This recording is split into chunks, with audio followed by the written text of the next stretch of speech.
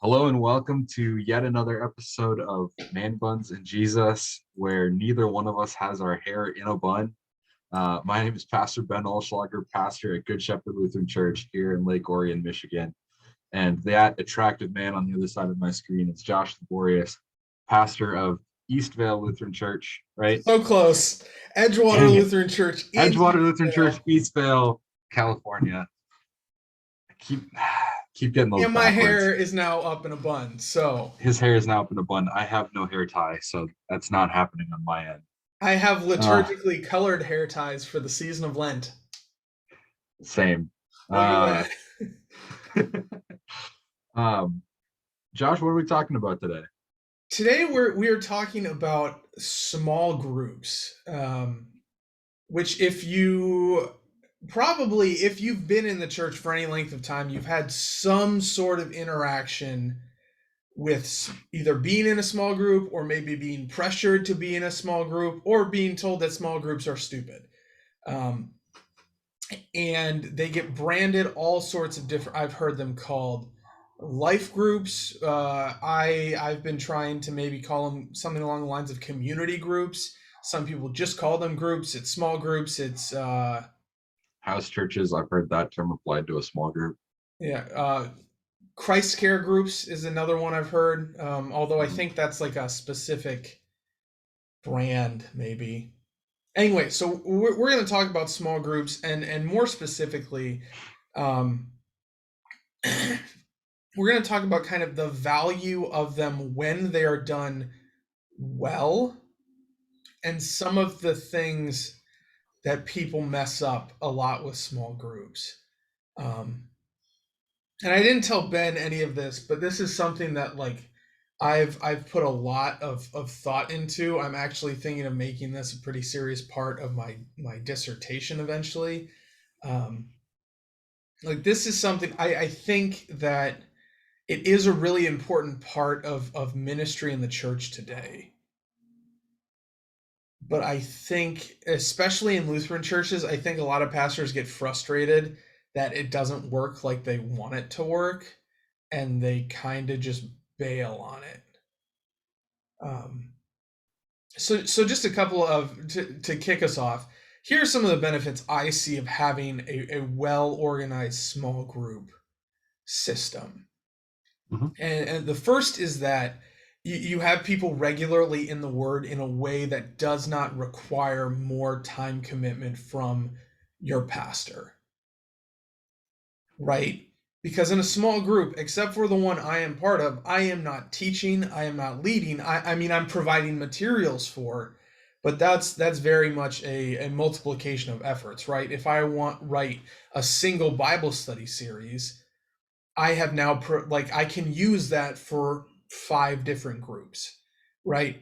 Um, so it provides that additional time in the Word. But I think what is almost uniquely valuable about the small groups is as they grow, that word can speak into your life much more directly. So if I'm preaching a sermon and there are 60 people in front of me, there is only so much I can do to bring that into each individual person's life, right?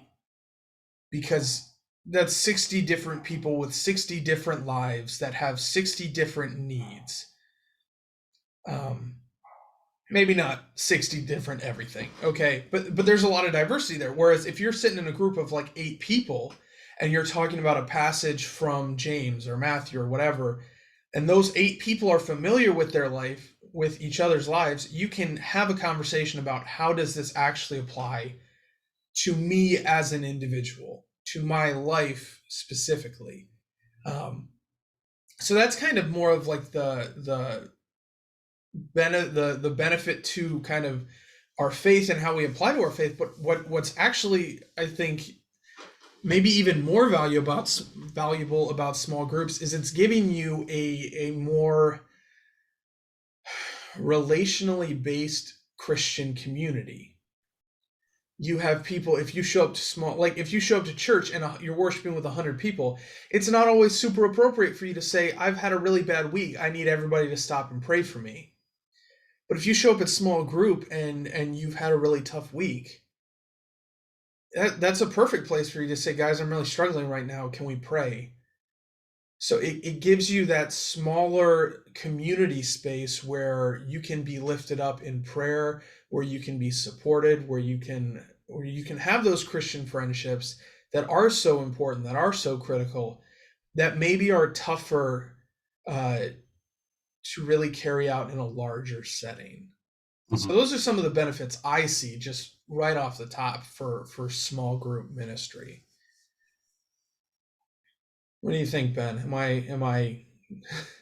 in the ballpark? No, I think where you've um or where your head is going is definitely like the primary and most obvious benefits of small groups. Anytime that you take a larger group and start to chunk it down and let the relationships develop in a smaller setting, you're gonna get tighter tighter relationships. You're gonna get deeper relationships, um, and you're gonna have more opportunity for, um, in some sense, oversight and growth.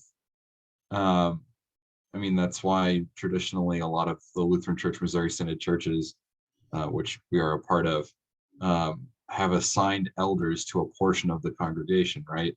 Because if you have one elder that you are reporting to in a congregation of, say if you're at a congregation of 250 and they have 10 elders, each of them has 25 people that they're responsible for um, ministering to. That's a lot easier than one pastor trying to minister to those 250 people. Um, and when concerns rise above the capability of an elder, which is no offense to our elders, but often pretty quickly, it's easier to pass one person out of your 25 up the chain than have everyone coming directly to the pastor for everything.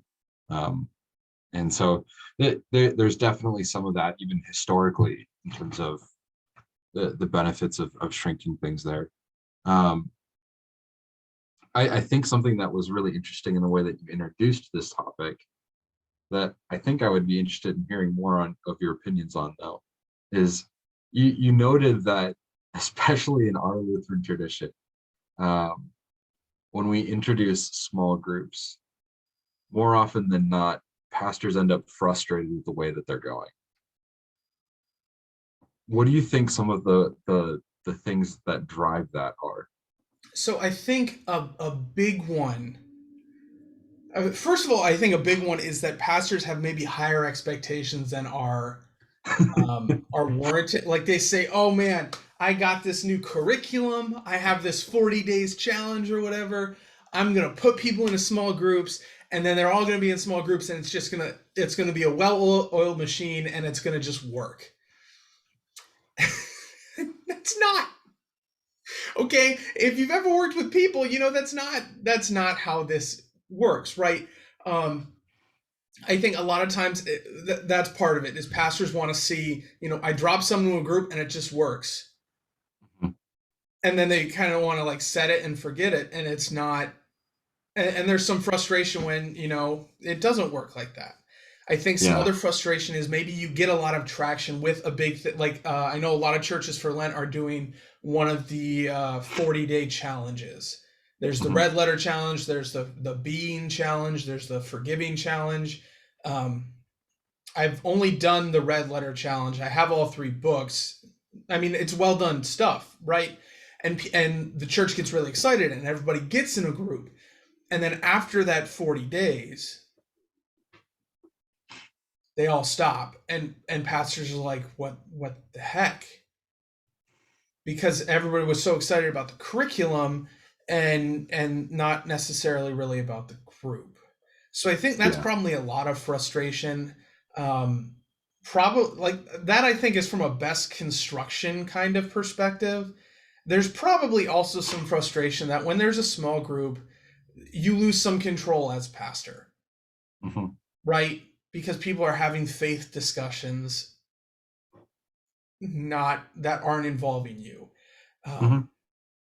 which like I love, right, as a pastor, I think that's a great thing. And I make myself available if they ever run into a topic or a question that they want more on, or that they can't handle on their, like.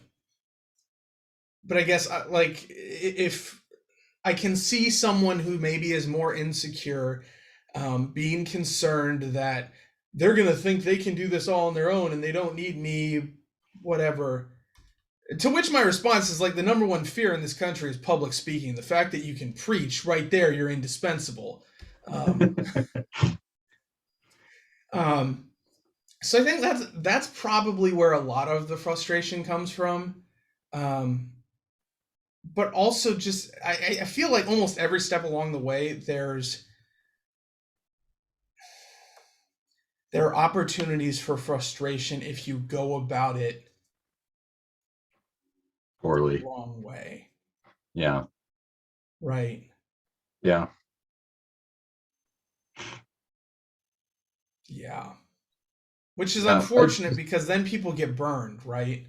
Yeah. They're a part of a small group that doesn't work well or isn't structured well, and then the next time anyone says the word small group, they're like hissing and retreating into a corner.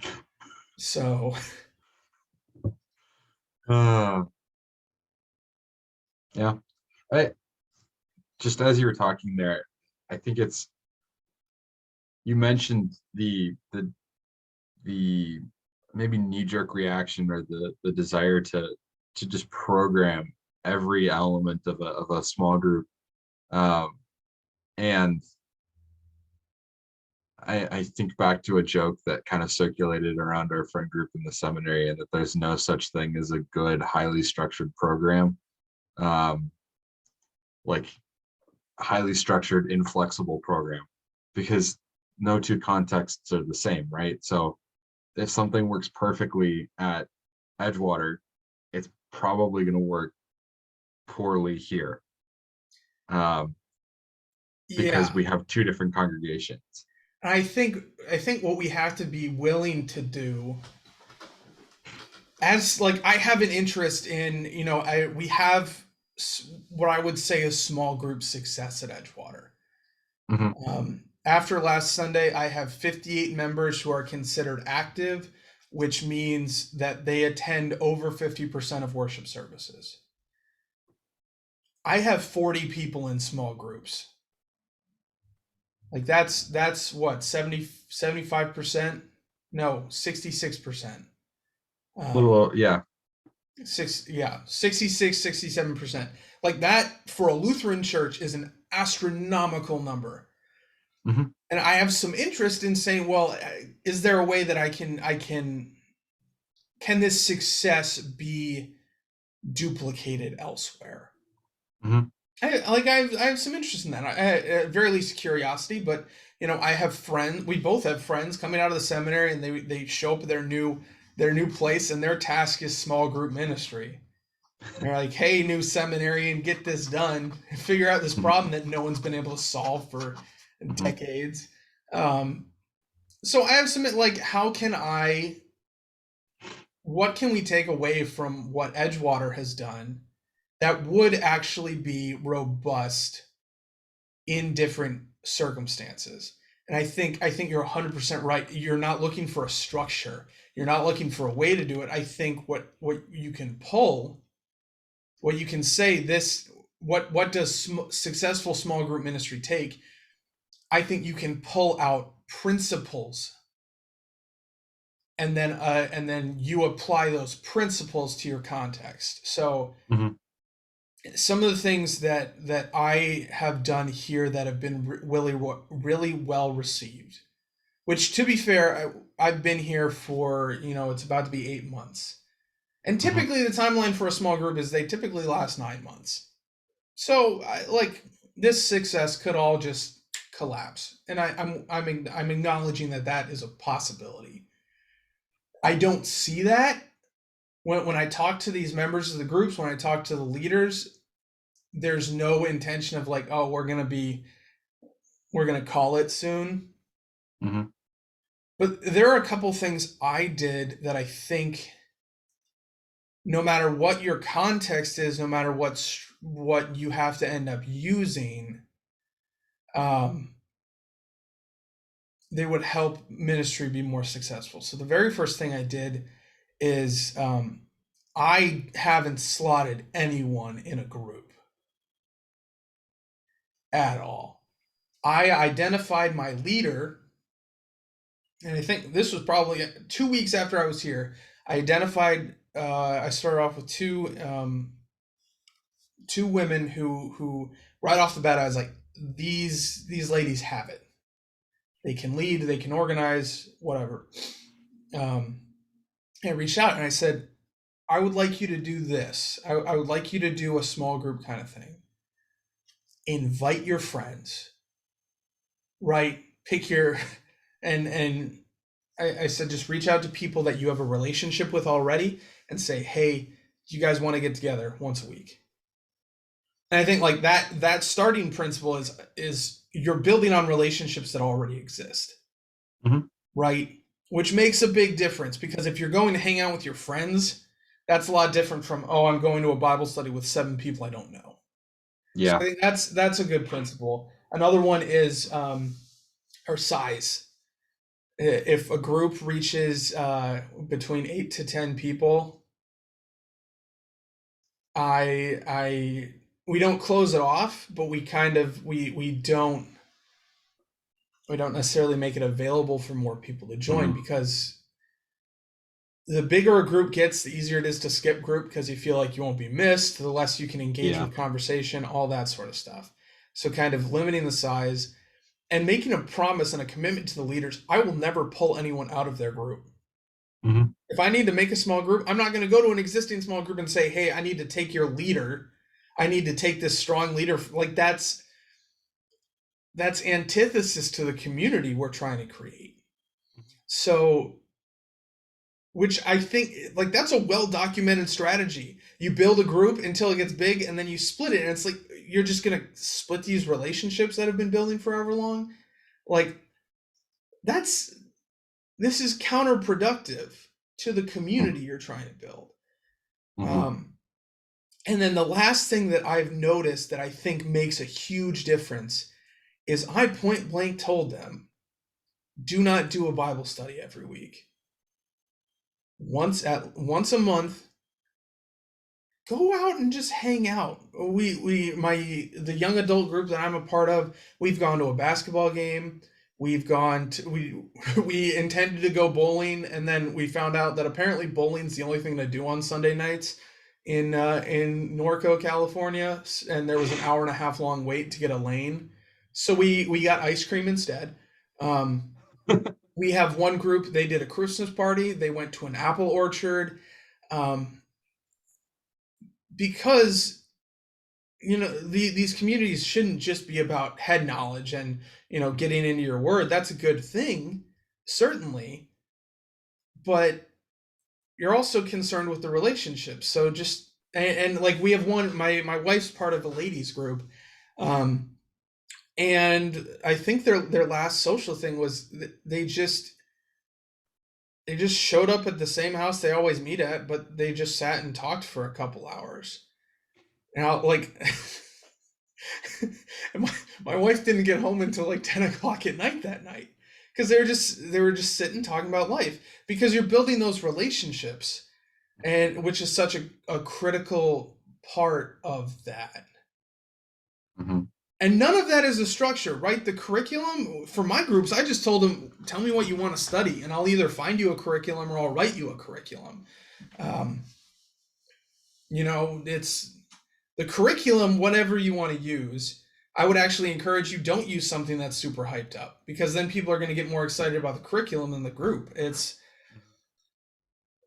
focus on those relationships, on building that trust, on building that community, and the rest, you know. Yeah. So tell me, when you hear me say those things, would any of those things not port well to Good Shepherd? No, I think I resonated with pretty much everything you were saying. Um, when I was on Vicarage, they gave me the responsibility of, you know, here's a church you've been at 4 months. start our small group program. Uh, Guy who hasn't even finished seminary yet. That was great. And it was actually a lot of fun, and I learned a lot in that experience. And I like we hard capped. I don't know if they still do this at that church, but we hard capped our groups at 12 people, because uh, everything that I was seeing and reading, and learning about small groups. I apologize for the phone ringing in the background. I'm going to ignore it for now. Oh, I can't hear it. Um, Your mic doesn't pick that up. oh, great. Anyway, everything I was seeing and reading and experiencing was telling me, above that 10 to 12 people mark, it just loses so much impact in terms of your ability to create relationships, your ability um, to grow in those friendships, and your ability to make any sort of like um, meaningful interactions happen. Because like if you have more than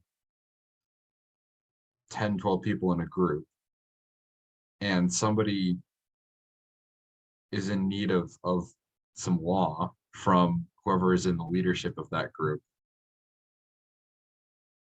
it feels a lot less offensive if you're in a smaller context, right? If you're in it, me as a pastor, my smaller services on Sundays tend to be in the neighborhood of around 30 people, 20, 30 people.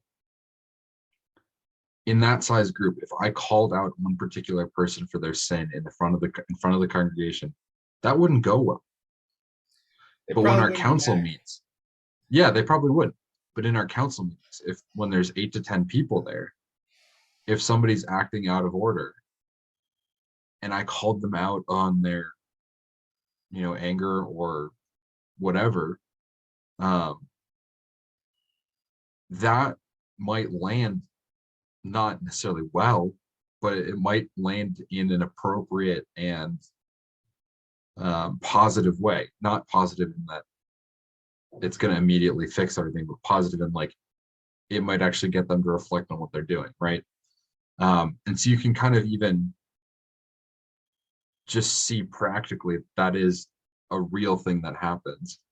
And then the other thing that I really resonated with from your description was the fact that it shouldn't always be about Bible study. Um, because yes, understanding our God is incredibly important, and diving into scripture is incredibly important. Um, but sometimes, like if you look at the way that the New Testament church modeled itself, yes, they got together for studying the scriptures. Yes, they got together for prayer. But they also got together to eat. They got together for fellowship. Um, they got together to build relationships. Um, and it was uh, I had a cheat sheet that I handed out to all of the small group leaders that I was training over Vicarage, and one of the four like key things to try and incorporate into your small group as much as possible, in all caps, was food.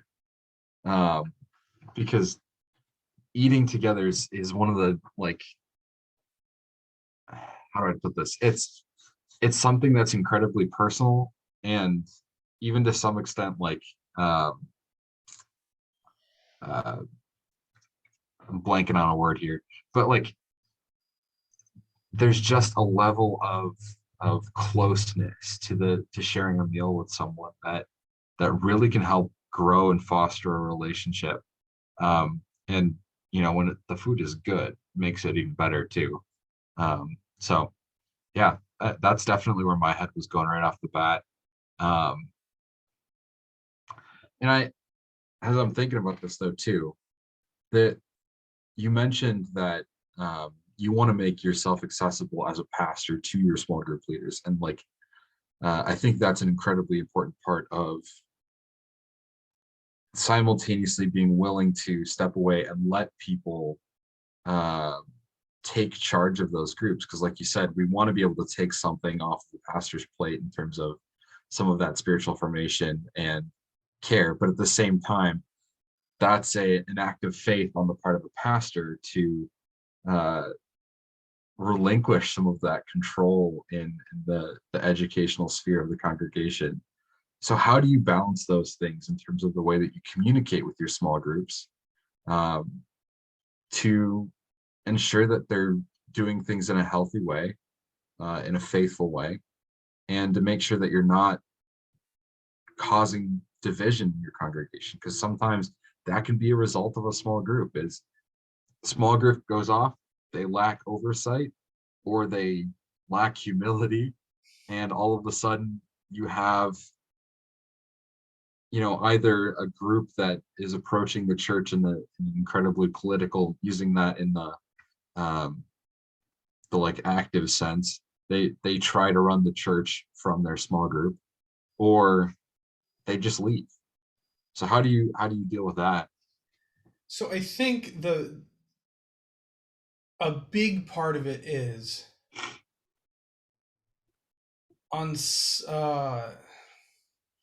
on some level it is important to watch, to have a handle on what material is being put forward, right?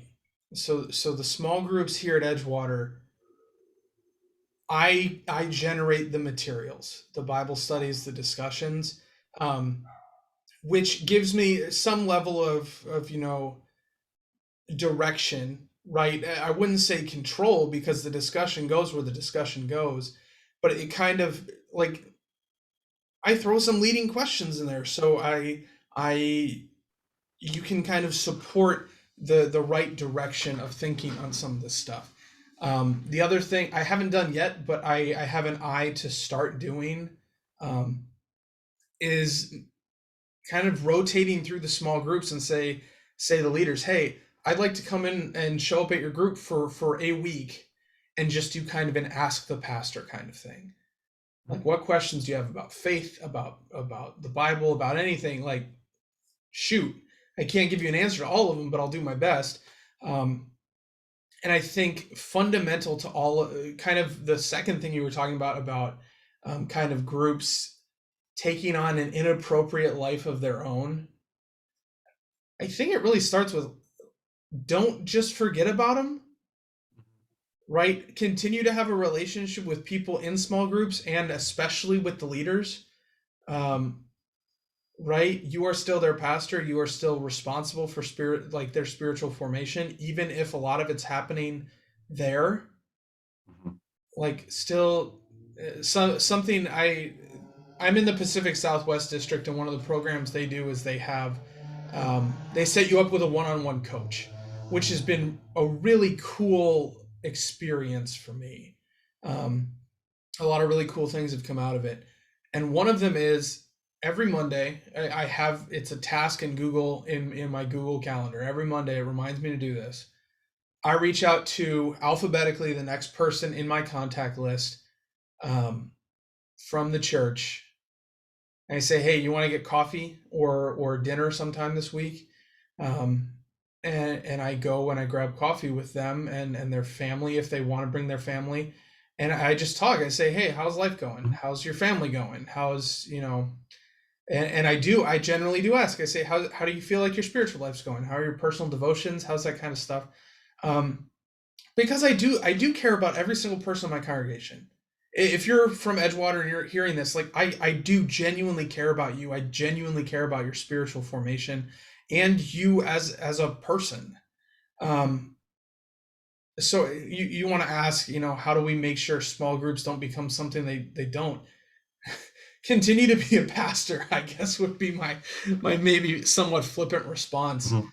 Um, but I think you're hitting on, I don't know if this was in your intention, but I think you're hitting on another danger of small groups, and that is that there's a temptation for it to become almost cliquish.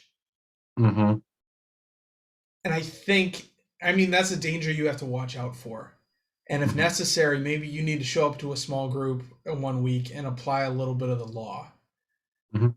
But proactively, I'm thinking, just make sure that small group, you don't run everything through small groups, right? An example here at Edgewater is we have volunteer teams on Sunday mornings, right? Each elder has a Sunday, and they have their reader, their usher, their slide person, like they have their team for Sunday. Make sure that those those team, like if you're in small group A, make sure that your volunteer group is not the same people. Now there can be some overlap, but make sure to structure other groups for other purposes that are kind of broader. Because the thing with small groups is you do kind of want to orient them around natural connections, right? So you have maybe a mom's group, or you have we have a retirees group here. So like it's natural. You're going to want to spend time with people who connect with you in so many ways. Um, so I think that just takes some intentional effort in to make sure that those connections aren't the only connections they have with the church. Mhm. If that makes sense. Mhm. Again, 7 months in, we'll see. Ask me in a few years to see how this turns out. Fair enough. Fair enough. No, I think everything that you've hit on is my experiences with small groups too. Um, you want to make sure that as a pastor, you are really strongly connecting with your leaders and making sure that they know and that they communicate um, that they are not to be the pastor of that small group. That small group's pastor is still the pastor of the congregation. What they're there to do is to provide more opportunities to learn, to grow, to form relationships, to form community within a congregation, um, and kind of create a support network, right? Um, there was an interesting stat that I heard, and I can't remember exactly where I heard it. Um, but um, basically, the idea was that at any given moment, if somebody can list 3 people that they know if they called, barring they're in the middle of something else urgent and important, that that person would pick up, knowing that like their friendship and relationship was strong enough that they would drop whatever they're doing and pick up, right? And if you could list 3 people that are willing to do that for you, um, you're in a really good place. And small groups can be an incredible way to start to form relationships like that, where you can create that small network of people that no matter what happens, they will drop everything, answer your call. Um, it's a little bit of an odd uh, version of this, but we have a really, really close knit uh, quilters group here at Good Shepherd. I think last year they made in the neighborhood of 200 quilts um, for Lutheran World Relief and That's prayer some quilts dedication right and there. baptismal quilts. Yeah. And the best part is they spend almost no money doing it. They have a pretty minimal budget and they take fabric donations from anywhere and everywhere and just use it all. And it's amazing what they do. But they are also an incredibly tight knit community. And there are things that happen here at the church that I'm like only kind of aware of because the quilters just put them together. I joked at one point that they're the mafia secretly running this church, and that's a very sour take on what these ladies do, but You mean an awesome take? it's maybe not the most optimistic take of what they do. But I really value the community that they've built, and it's awesome that they have that. And I have a couple connection points into that community that I know if something comes up and I need to know about it, I'm gonna know. And that's all that I want. Like that's all that I need is to continue to encourage that community, to foster that community, and to make sure that they know that I care about that community and the people in it. Um, and I'm hoping to continue doing that in different places around the church and fostering that kind of community. But it also helps that our quilters group is like maybe a quarter or a third of the church. So yeah. Well, and Anyway. I think what that kind of, to me, that illustrates is the value of community, it doesn't have to be built around we meet once a week and do a Bible study, right? It can be, hey, we all like to quilt. Let's do that.